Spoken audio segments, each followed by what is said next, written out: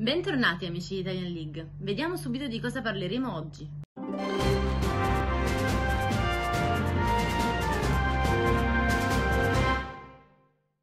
Nella puntata di oggi parleremo esattamente del Community Day di Tepic, poi vi andrò ad informare di quelli che saranno gli aggiornamenti riguardanti i bonus per il Covid, insomma inseriti dalla Niantic. Ancora vi andrò a consigliare i migliori Pokémon aggiornati e alcuni team per la Element Cup.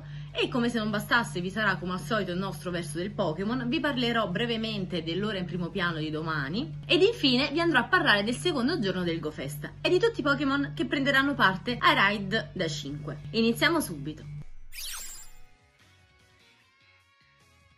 Iniziando dal Community Day di Tepic, che esattamente si svolgerà il 3 luglio dalle 11 alle 17 e che potrà, una volta evoluto, imparare la mossa Legacy Incendio fino alle 19, vi ricordo che i bonus per i community saranno esattamente la durata dell'aroma e delle esche di 3 ore e poi ovviamente ci sarà come bonus principale in questo caso la tripla polvere di stelle da cattura. Vi sarà poi la solita quest a pagamento che in questo caso si chiamerà bacche arrostite al prezzo di 0,99 centesimi e poi vi sarà il solito pacco a 1280 monete che questa volta come oggetto particolare conterrà un attacco MT caricato fuori classe. Ovviamente come al solito ci sarà il photobomb garantito per 5 volte che ci darà la possibilità di catturare 5 Tepig e detto questo in bocca al lupo, fateci sapere qui nei commenti quanti shiny troverete di questo carinissimo Pokémon.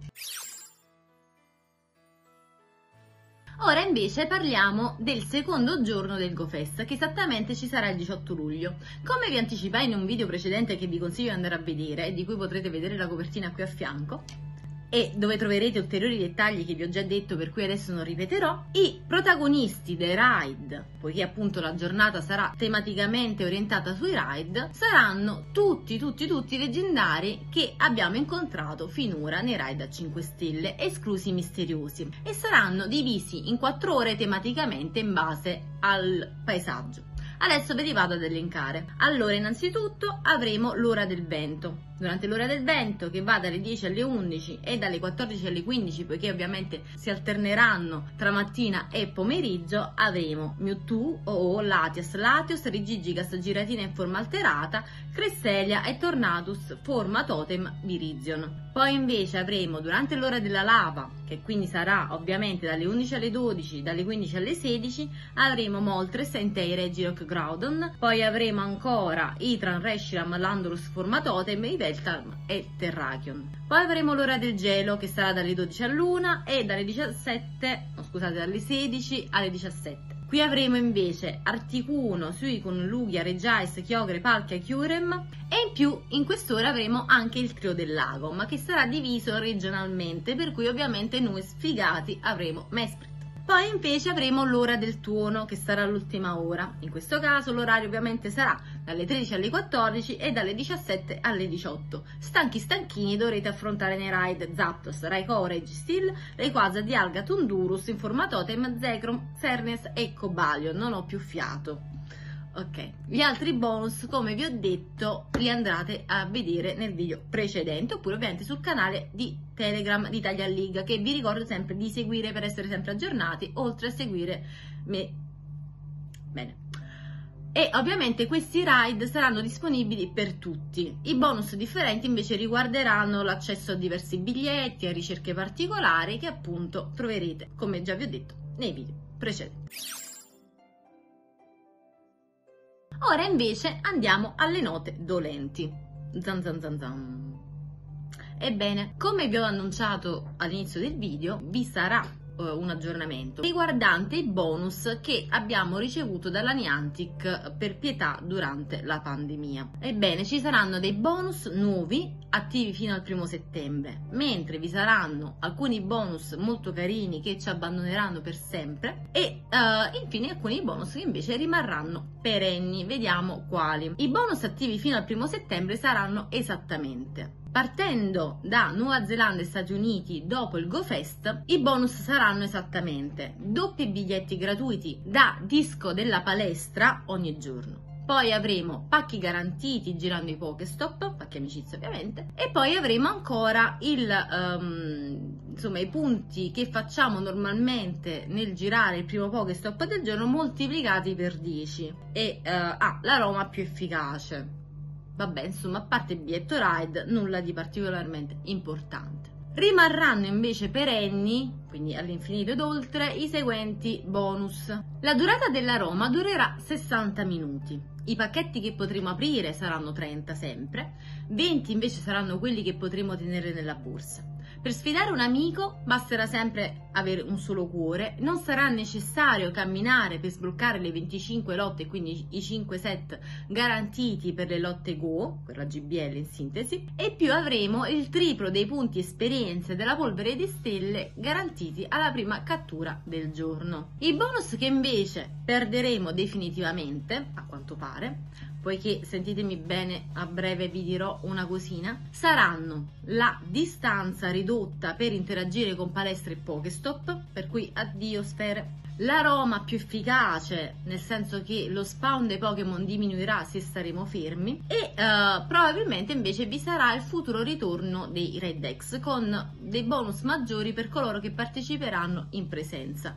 E il Pokémon compagno infine porterà meno pacchi amicizia durante, insomma, le sue passeggiatine. E niente, come vi stavo preannunciando qualche secondo fa, è stata introdotta da giocatori come noi una petizione che ha già raggiunto ben 78.000 firme per far rimuovere la rimozione, scusate il gioco di parole, della distanza ridotta di Pokestop e palestre. Se volete cercarla vi mettiamo il link nel primo commento di questo video e vi raccomando andate a firmare, è nell'interesse di tutti quanti noi, poiché le sfere sono importanti, qua non si vive senza sfere, dovremmo chiedere l'elemosina in pratica.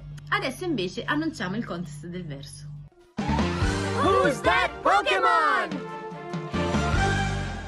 La settimana scorsa il protagonista del contest Il verso del Pokémon era esattamente Minfo, ed essere arrivati i primi 3 a rispondere a questo contest sono stati esattamente Agosus per primo, secondo si è posizionato Tolafra 33 e infine Mattius 96.